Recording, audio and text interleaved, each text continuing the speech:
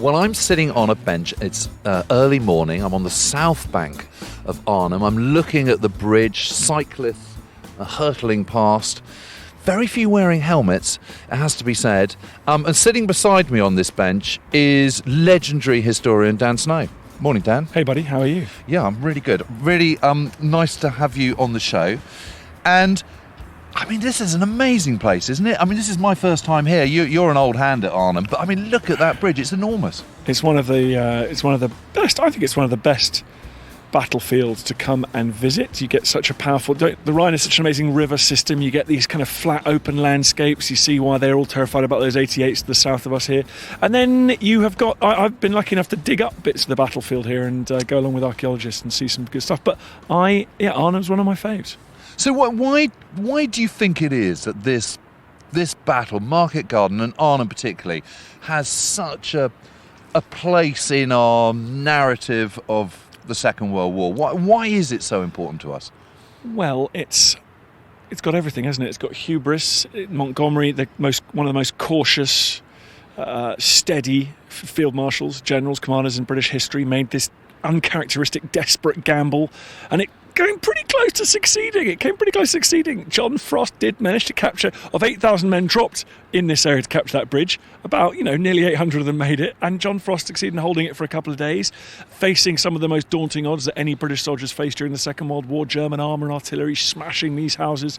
The reason all those houses opposite us are now pretty modern now, of course, is, as you know, the original ones were systematically destroyed by the Germans both during the battle and afterwards. And then I just think it's got this sort of this desperate, the desperate gamble, if you like, which actually D-Day wasn't, as you rightly so brilliantly point out in your book. D-Day was actually the application of overwhelming force against an enemy that was much weaker. Whereas this was a moment when it could have gone either way, and it was close. What else is? Why do people love it? I think British people love plucky failure, don't they? They love the idea of. I think they do. I think that's part of it, isn't it? And it's also the kind of the last stand in the perimeter, a little bit away to our west. It's that kind of sort of last stand, isn't it? It's kind of Rorke's Drift. It's all that kind of stuff.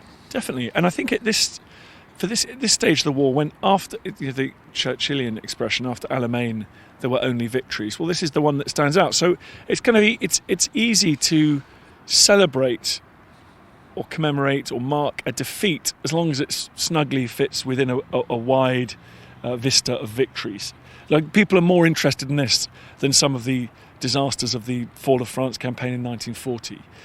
And so, because this ad, this I you know, and do you think it's also because it's the Red Devils, it's the paratroopers, it's the Paras, Dennis and Smocks, it's the Paras, and it's also a reminder that the German army still had fight left in it at 44, 45. And I think if it had been D-Day, and it's the SS, and have got lots of the SS here, and some Hitler Youth and some dodgy Dutch, and I feel almost guilty about talking about this in sort of dramatic and narrative terms. But yeah, if you want to know why the battle means so much, I think if you'd marched from Normandy to Berlin without any opposition, it wouldn't have felt as much as a desperate, exciting, could have gone either way story than it would do if you had Arnhem. You have Arnhem placed there in the middle as this hinge, a reminder that the German army still had loads of fight left in it and was still on their day on their terrain, one of the most awesome fighting machines the world has ever seen.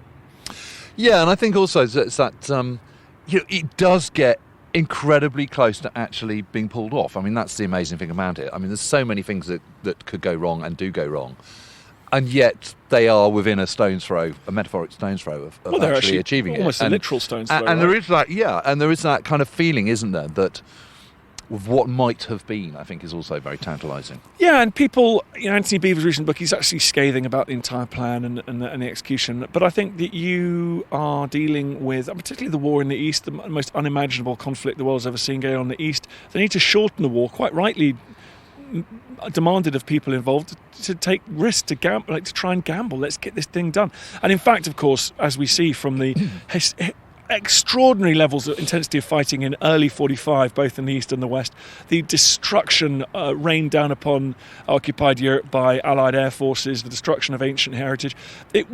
45 was a terrible year in human history. It was millions of women raped, millions of men brutalised, killed, wounded, caught up in extraordinary fighting. So what happened here is I think the gamble that was taken here. I can't condemn those men who took that gamble. I struggle to say, well, they should have just advanced cautiously, and take gone slower.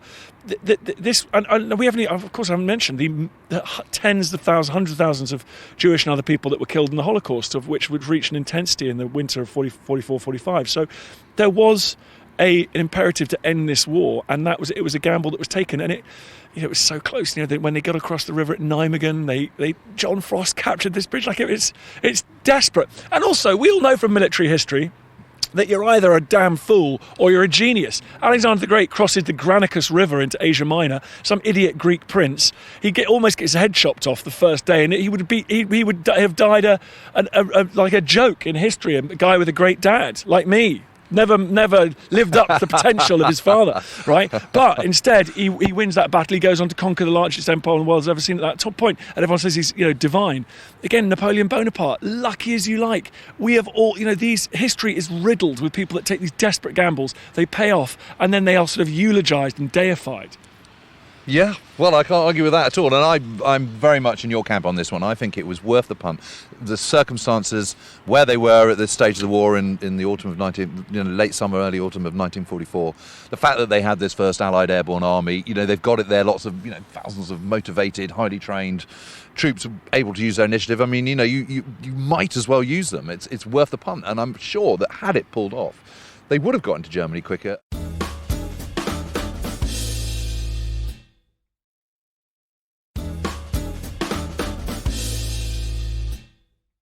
So here's a question for you, Mr. War in the West. Yeah. What was a bigger gamble, Market Garden or Rundstedt's, Manstein's, Guderian's armoured drive through the wooded terrain of the Ardennes and out across France to the Channel? Yeah. Well, I mean, that was a desperate gamble, but they boxed themselves into a corner in 1940, where 1939, 1940, where only a kind of a gambler's throw of the dice would give them a chance of complete victory. Otherwise, it was going to get into a kind of attritional stalemate, which they wouldn't win. Okay, so it was a gamble, but it was more justified. So perhaps it was the gamble here. It didn't need to happen because. It didn't need to happen, but I think I agree with you. I think it was a punt worth taking, and the fact that it actually very nearly was pulled off, I think, is testimony that it was worth the gamble, personally. The other thing that strikes me, I mean, yesterday I was sort of wandering through Arnhem, and what a lovely town city it is, and so many flags put out with the airborne claret and blue of with the Pegasus and all the rest of it. I mean, that's extraordinary, isn't it? Yeah, they love it. I mean, it's great, isn't it? And that's the one thing that's great about Normandy when you visit there for the anniversaries. My friends call me Daniversary Snow. Because I pay the mortgage by attending anniversaries. That's why I'm just chilling on the riverbank here. That's why you stumbled across me. Wherever there's an anniversary. But it is different from Normandy. You get lots of American flags and British flags and particularly French flags and so on. But you don't get a specific unit flag. Oh, I see what you mean. No, they love it, man. These flags all over. It's just sort of what's all that about? It's sort of. It's solidarity, isn't it? It's commemoration, but it's cool. Extraordinary how the whole town seems to be kind of wrapped up in this moment in history that befell it. Lots of things called Airborne Plaza, and it's just wicked. I love it. It's great. I mean, I can't think of a single place in the world that does this in this way. Yeah, you don't see at Waterloo. You don't see monument like the Guardsman's Cafe very much. No, it's weird, isn't it? I think it's just these. I think. Heritage and memory, it's really interesting. I think the local people, after all, that was briefly, albeit briefly, but it was liberation to them, wasn't it? And when they saw those men in those berets marching through the streets, they thought tragically that this was the beginning of the end of one of the darkest times in recent history for Holland. So I guess they want, and what's so weird is that they all want the Brits to know that they're not angry. They don't regret what happened. These guys are happy that the British gave it a good shot, risked through the dice and tried to liberate their grandparents and their parents and their great grandparents from the Nazi tyranny, and they're grateful for that. And the football team here, it's quite a big football team, right in the top flight of the Dutch leagues, and every year on their anniversary Saturday, they wear claret and blue kit, and they have names of people who fell in the battle on their backs rather than their own real names. Wow. I mean, that's amazing, isn't it? That is cool. Absolutely extraordinary. So, Dan, when you were doing your archaeological digs here, I mean, what sort of stuff were you finding? We were in the garden of the White House, the famous hotel. I can never pronounce it. Hartenstein. No, it's the Dre. Oh, no, yeah, exactly. Anyway, so we're in the garden, that one, and we found. I mean, it was the easiest metal detecting I have ever done in my life. The guy was like, beep beep, and you just put out 1 millimetre of soil, brush it aside with your fingertip, and there's just like a giant amount of rounds, spent rounds, live rounds, a lot of mortar caps. Yep. And just so endless, and in belts of machine gun rounds. So I mean, it was like that was for TV. It was the most successful shoot I've ever gone on. We were having a beer in the garden and just brushing aside the soil with our feet by the end of the day. How amazing! It is skin deep here. The impact of this battle, the intensity of what went on here. Also, I mean, you've obviously met a few veterans who fought here. I mean, one of the things I'm feeling very conscious of at the moment is that generation is slipping away super fast, and it's going to be traumatic, because before you know it, there's going to be no one left at all who actually fought in the Second World War. But are there any veterans that you've met who really stand out? I mean, I remember talking to John Waddy, who was extraordinary. John Waddy's a bit of a legend. He was a complete legend, yeah. He just talks about how his family have been soldiers since Cromwell's time, Yeah, and nothing else. There's just nothing else to do. And you try and ask him a question, saying, "Were you scared?" He look at you like you'd gone totally mental. He's like, he just kept going. Well, my family have been soldiers since Cromwell's time, so you're in some mega firefight. And you're like, oh well, this is what the Waddies do, and so I'm very struck by him. And then Victor Gregg, obviously a bit of a ledge. He was captured here and sent off to Dresden, and he talks about it fluently. And I know he was on the perimeter at Oosterbeek and never made it back across the Rhine. So I've met several. I've been lucky enough to meet quite a lot of those veterans, as you say. And what's great is that this wonderful website, wargen.org, is open source. They're recording all of these amazing veterans, and now you've supported them, and they're on there for anyone to see and use. And amazing how many of those veterans are dead already. I know. And it's that thing, like everyone was like, "Oh, you should have done this 5 years ago." Yeah, dude, we should have done it 5 years ago, but we didn't, so we're doing it now. And it's an amazing resource. It is an amazing resource, actually. I mean, Shane Greer, I've got to say, is a total legend. I can't, the time and effort he's put into it. I mean, he should be getting some award. Yeah, he should be knighted. Exactly. Well, Dan, you're going to be jumping later on today. I'm jumping. I'm a bit embarrassed. I'm doing a tandem jump, but yes, it would be good. So I'm going to be strapped to some poor little paratrooper. I'm 6'6", so it's going to look absurd. But the Dutch are massive, actually, so I might get some strapping lad, and then we'll hop out the plane together, and then we'll land at Nijmegen. Oh, really? So you're going to, and are you landing on the original drop zones? Do you know? I don't know, because you're the expert at that, buddy. But I imagine. I mean, was it? No, well, there wasn't a landing north of Nijmegen, was there? Not north of Nijmegen. No, there wasn't. No. Yeah, so actually, we're not. There should have been. Well, arguably. Correct, buddy. That's the problem. But there wasn't. Carpeted. There should have been landing right where we're sitting, as a matter of fact. Yeah. Well. Right.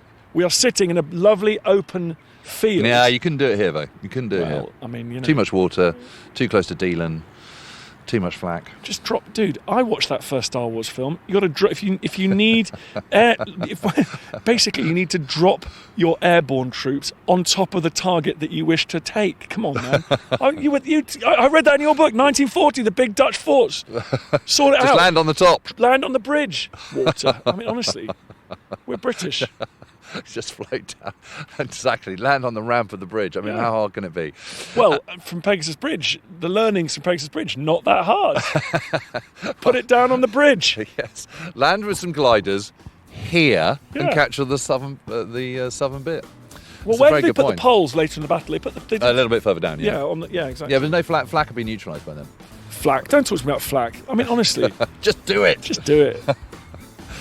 Dan, brilliant to have you on the show, and thank you very much, and have a lovely time this afternoon. Cheers, buddy. Flight.